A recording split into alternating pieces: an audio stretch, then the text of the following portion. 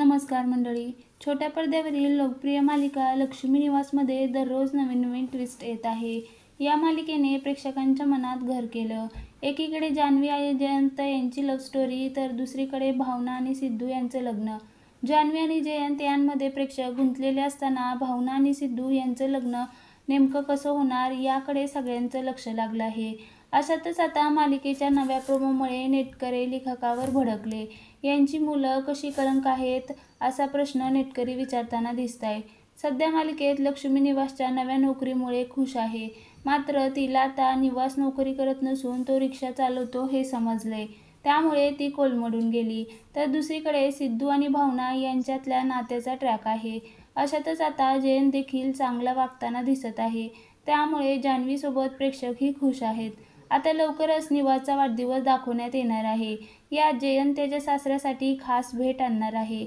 Zee मराठीने मालिकेचा एक प्रोमो प्रदर्शित केला. या प्रोमोमध्ये निवासचा वाढदिवस साजरा केला जातोय. यात जयंत निवाससाठी खास भेट आणतो.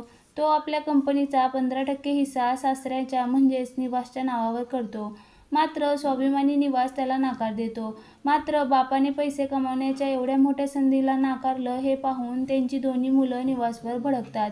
ज्या वाढदिवसाच्या दिवशी चांगलं काही होत नसेल असा वाढदिवस काय कामाचा, असं म्हणत त्यांचा मोठा मुलगा त्यांच्यावर ओरडतो. हा प्रोमो पाहून एक नेटकऱ्याने लिहिले, यांची मुलं तर कलंकच आहेत नुसती. नशिबी मुली असत्या तर चांगल्या आहेत. आणखीन एकाने लिहिलं, या सिरियलमध्ये मुलांचं नाव खराब करून ठेवले. मुली तेवढ्या चांगल्या. स्टोरी रायटर मुलगी दिसते. आणखीन एकाने लिहिलं, अशी मुलं असण्यापेक्षा नसलेली बरी. या वयात त्यांना कमवून घालायचं तर त्यांच्याकडेच मागत असतात. काही घरात खरंच ही परिस्थिती आहे. दुसऱ्याने लिहिलं, जयंत चांगलं दाखवल्याबद्दल झी मराठीचं कौतुक.